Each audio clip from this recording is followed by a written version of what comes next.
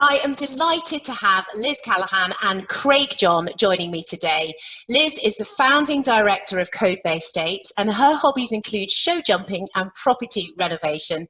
And Craig John is technical director, a passionate Welshman, entrepreneur, and digital innovation specialist. Liz and Craig, welcome to the bunker. Hi, Alice. Hi, Alice. Thanks for having us.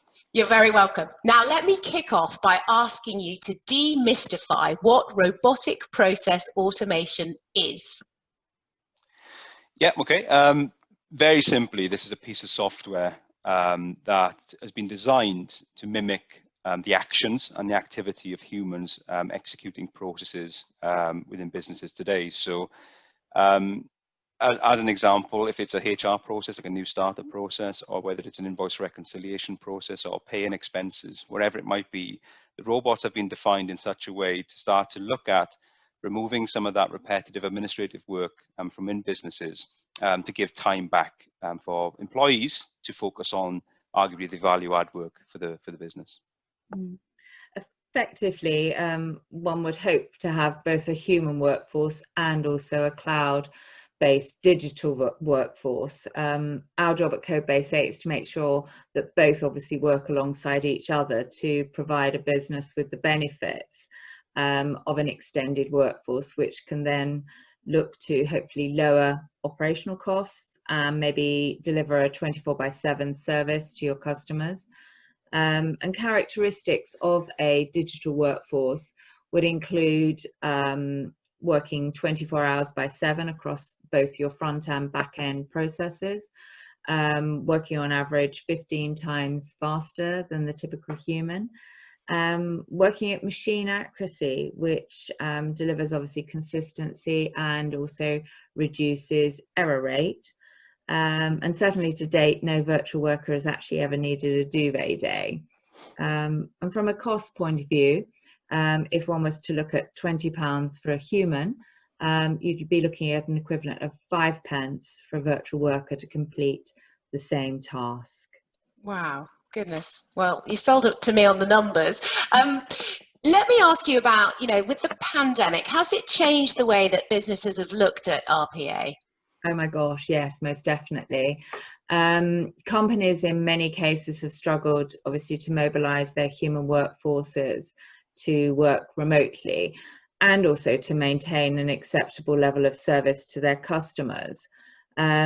Whilst automation won't necessarily solve all pandemic issues, if a business had already invested in a digital workforce, then to a degree, the business would have been able to, I think, maintain business continuity and also meet variable demands in terms of changing across the business.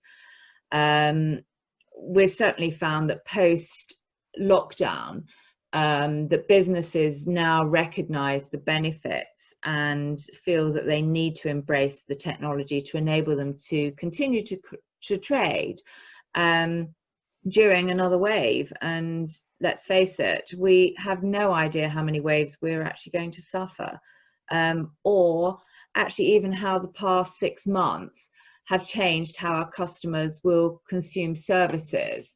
So I think what we do know is that businesses need to think differently and embrace technology and provide options to their customer base for either little or zero contact via a digital service. So sort of coming back to your question, Alice, how has the pandemic changed the way that people look at automation? I believe that the period of business leaders sitting on the fence has ended very abruptly, and every business now should be looking for ways to survive, to be competitive, and protect or grow their market share by taking the step to form a digital transformation strategy that can be drafted and implemented in a matter of months rather than years, which was traditional for traditional projects. So, I mean, businesses must know it's important. So what is it that delays them from having conversations about automation? Sure. Certainly there are definitely factors, otherwise we'd all be doing it. I think one of the ones, or one of the key ones, is actually time. And considering that we're all in the era at the moment of staff being furloughed, it's quite strange, I think, that many people, including myself, feel as though that we actually have less time now than pre-pandemic. The sheer volume, I think, of everyday life seems to be compressed, with people feeling that they absolutely couldn't take on another project. But digital transformation isn't like a traditional project, which can be very resource hungry. This can actually be achieved with a very light touch, because we're not actually, because we're actually just opening another door for a new worker to take on some of the workload from your existing human workforce. We're not actually rewriting a legacy system, unless obviously you ask us to do that in parallel.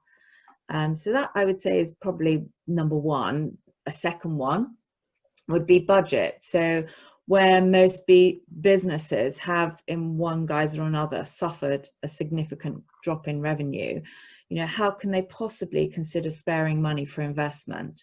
Now, I think where investment delivers a significant ROI and also business advantages, then investment is necessary and is sound, and this certainly is one. And then possibly two other factors might be the unknown. It is scary for those who haven't already started taking this journey. Where to start? And that's really where Codebase 8 can come in and take that concern away from you, but obviously keeping you involved as the decision maker along that journey. And then finally, I think the fourth one I can think of at the moment would be who to actually trust. So obviously I'm slightly biased, but I would say simply Codebase 8 for a very quick to market. We're also passionate and creative in terms of our engagement, working with our customers. We genuinely do care about their business as if it were our own. And of course, we have a good track record of successes, often beating the bigger players in the market. Thank you, Liz. Craig, if I were to be a new client to you, what would I expect to see at those early stages of a relationship with Codebase 8? Yeah, sure. I think Liz touched on some of the salient points there in terms of our ethos as a business. And I think what we've developed is kind of a lean engagement, which is what we call the innovation workshop. And part of that is to kind of remove those fear factors around the technology to start with. So, demystifying the technology, demonstrating the art of the possible, making sure that we're working with the sponsors in the right way, from that, bridging the gap between that business and technical department, if you like. I'm starting to kind of create something that people can touch and feel. So, rolling your sleeves up, hands-on, can see the technology working in practice and starting to understand then what it means to them as USPs within their organization. So I think in terms of our engagement, it's not the typical kind of consultancy. We've created a model to help, accelerate some of that through conceptualization, visualization, innovation, and also demonstration of kind of the technology being used across other sectors as well. So I think it's a lot of ideation. It's quite creative. It's quite solution-led, and I think it aligns perfectly what Liz said about we aren't biased really to trying to solve all of your problems with one product or solution that we have. It's an unbiased view on just understanding your objectives and shaping the technology to as a solution to those problem statements. Can you provide me with some examples of what value looks like for your customers?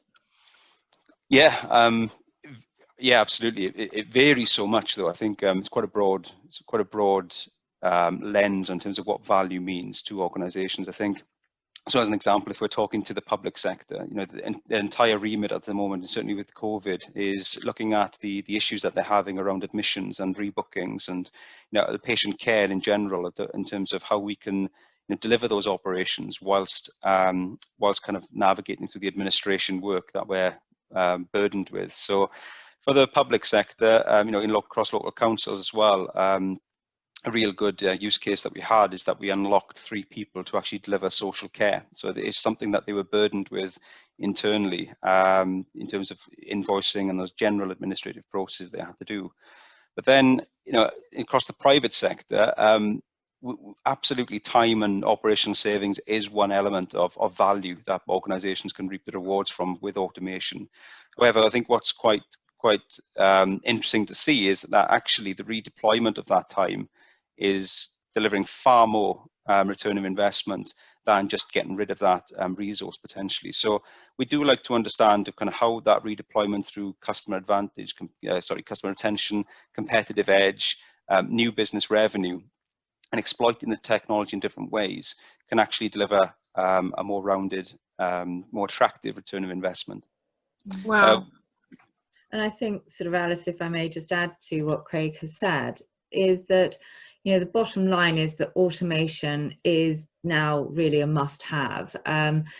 It's too late not to take this seriously. And whatever a business someone's within, then the time is now. And if it isn't already on your board agenda, then it should be. And a friendly and quick conversation with either Craig or myself could be the first step to revolutionising a business. Thank you so much. Sadly, we're out of time, but I really appreciate you showing some insights as well around automation. It sounds like your customers are coming out the other end wishing they got sorted earlier. That's what it sounds like to me. But RPA may morph into different names and forms, but clearly it's here to stay and critically will be expected to help us deliver better business results overall. Thank you so much, Craig. Thank you so much, Liz. Cheerio. Thank you, Alice. Bye-bye.